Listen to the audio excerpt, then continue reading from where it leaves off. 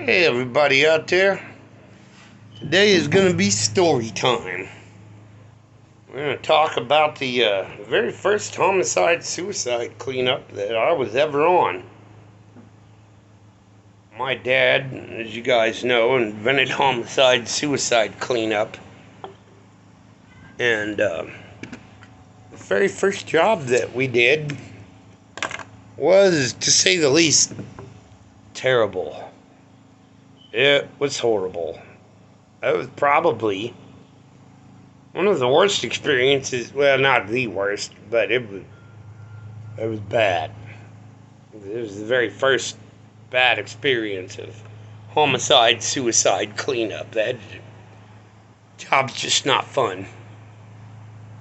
Yeah, the lady had died in the house and had a 185, I believe, maybe 160, somewhere in there, just a ton of cats. And when I say a ton of cats, I'm talking a lot. And so, going into this house, right off the bat, when you step in the yard, you're not even in the house yet. You can definitely smell something off in there. Yeah, it's that old familiar smell of death. Yeah, I don't know what it is, but death definitely has a specific smell. It's a smell that you can't, I don't know, you can't describe it unless you've smelled it. But believe me, it's horrible. So, we go walking into this, me and my stepbrother. Of course, my dad's nowhere to be found. He's gone doing other stuff. It's me and my stepbrother left to do this. And we didn't have respirators. We had some of the crappiest plastic gloves you'd ever seen in your life. We didn't have biosuits. Nothing. Total greenhorn.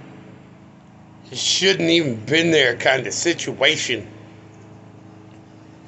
Yeah, but my dad got us the job, and so inside the house was just horrible.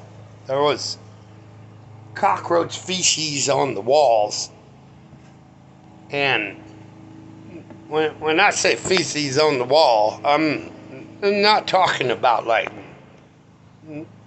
minute little spots like, oh, that's a spot.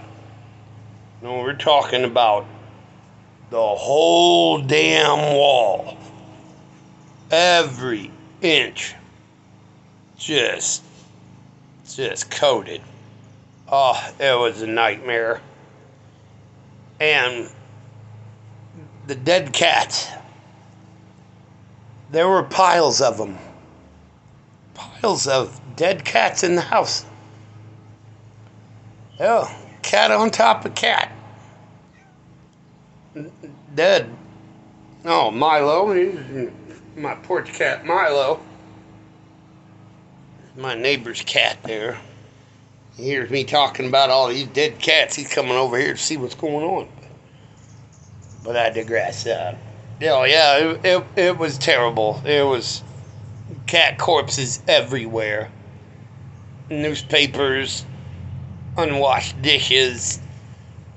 Oh man, it was just horrible.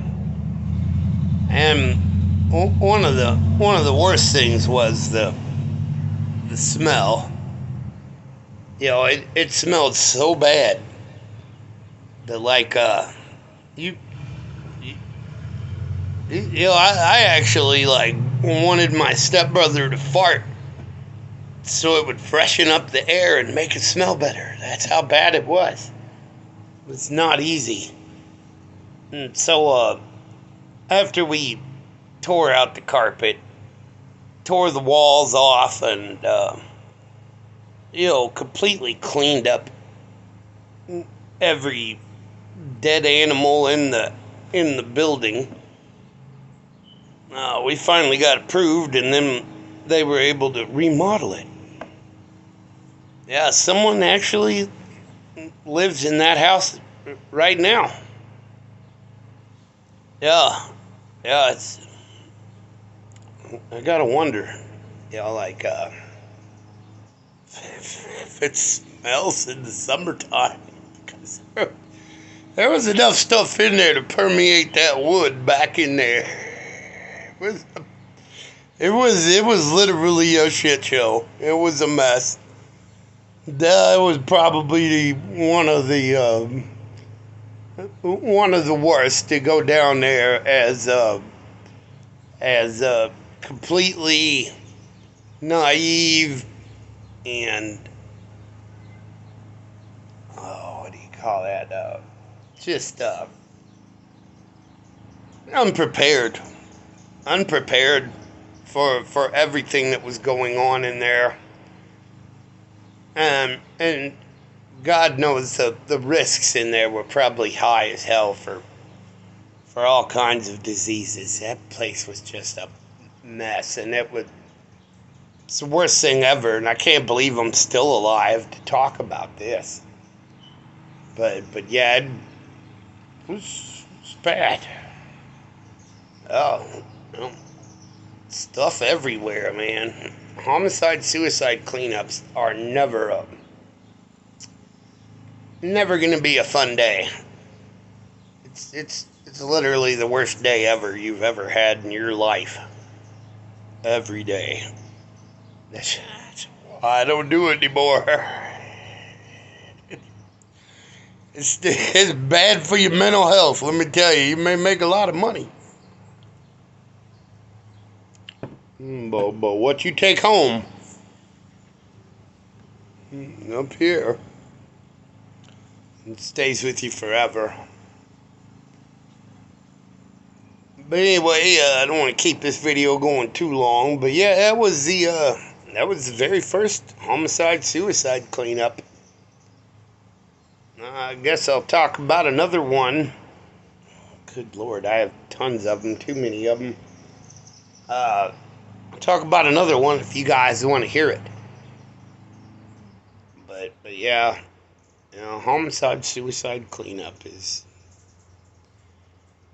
definitely part of my life that I wish I never had. Anyway, I love you guys. Thanks for hanging out and listening to that effed up story. You take it easy.